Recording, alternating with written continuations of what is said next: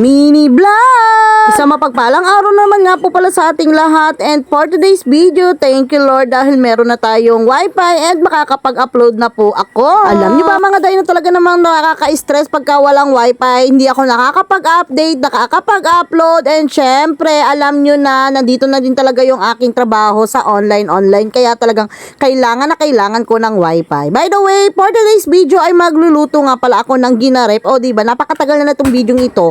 Nung pumunta pa ako nito ng Tulay na Bato, ngayon ko pa nga lang siya maa-upload. Nakalimutan ko kasi na may video pa pala ako nito. Sayang naman, i-upload ko na din. O diba, ganda-gandahan niyang babaeng yan, pero marunong yan magkayod ng nyog. Huy! Anyways, napilitan talaga ako magkayod dyan dahil wala naman nga ako dito kasama sa bahay at may eskwela nga pala yung mga bata, kaya ayan, solo flight tayo. Total, cravings ko naman ito, kaya ayan, magdusa ka. Kudkud mo, luto mo, kain mo syempre. At ito na nga pala yung ating mais na gagamitin. Napadami nga pala itong bili ni Dada. Akala yata ay paninda itong aming gagawain. Ay bay pang sarili lang naman, kahit isang balot lang sana. Pero syempre, nabili na, gamitin na natin. Kung hindi ko kasi yan lulutuin, masisira lang yan, titigas. Syempre, alam nyo na ang mais, pagka talagang naguno na, kailangan lutuin na agad. Dahil tumitigas yan mga dyan. Bali kanina ay nalaga ko na rin nga pala yung aking kaning malagkit. Kaya heto, ito na nga palang mais ang aking sunod na lalagain. I mean, ihahalo ko na nga siya dun sa aking malagkit para maluto na. Madali lang din naman kasing maluto ang mais, lalo na nga't manipis nga lang yung aking pagkakagaya. Ewan ko ba sa akin, napapadalas yata yung cravings ko sa ganitong klase mga pagkain at meriendahan. Napakasarap naman kasi nito mga day kaysa tinapay, diba? Paminsan-minsan ay kailangan din natin mag-effort sa ating mga merienda, hindi yung kakainin na nga lang or ibibili tapos madaling kainin. O diba, ano daw ang gulo nun? Anyways, ito na nga pala yung aking kaning malagkit. O diba, na ano na siya, naiga na. Ay nako, parang kanin na yan. Pero mauulian yan guys pag nalagyan na yan ng ating gata. Ayan, at tinalo ko na rin nga pala yung aking mais na niyad-yad. And dito naman is maggagata naman ako ng aking unang kakang gata syempre. And yung pangalawa, yun muna ang ilalagay kong gata dun sa aking kaning malagkit at saka mais. Napaka-proseso din ng ganito klaseng pagkain. Pero anyways, pag gusto mo talaga yung kakainin mo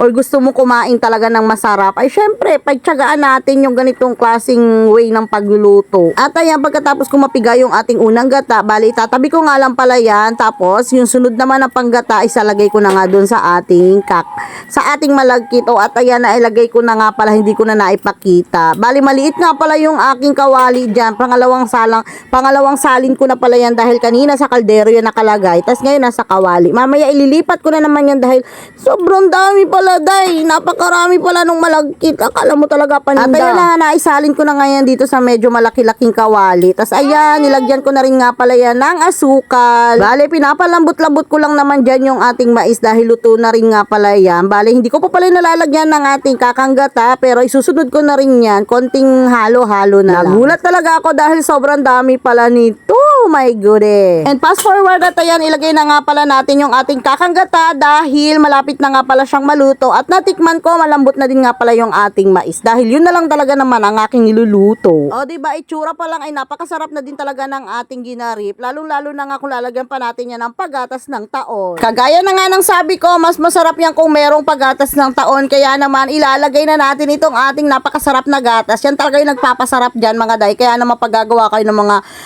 mga merienda tapos gusto nyo masarap at malinamnam, lagyan nyo talaga ng gatas. Pero sa gata ay napakasarap. Kaya nga lang, medyo magastos talaga siya. Ay nako, kung gusto mo lang din naman kumain ng masarap, talagang magagastusan ka. Anyways, at least nasarapan ka, diba? At eto na nga ang ating final look. Anong final look? Hindi, luto na pala yung ating ginarip, o diba? Itsura pa lang sobrang sarap na, sobrang linamnam na, nagwawala na yung anak ko dito. Ay nako, mahirap talaga kung meron ka ditong batang maliit sa bahay tapos nag-voice over ka, kaya pasensya na. Eto, at dinagdagan ko pa nga yan ng asukal dahil medyo matabang, pero syempre konti lang dahil grabe ka na sa sugar, be. Grabe na ang sweet mo. Huy! Ay, salamat. At ayan, craving satisfied na nga ang lola mo. O diba, napakasarap mga day. Hindi nga lang halata na nasasarapan siya, pero nakadalawang luwag yan. Anyways, yan nga lang pala ang ating video for today. Salamat sa pag-like, pag-share, and pag-follow. Thank you po.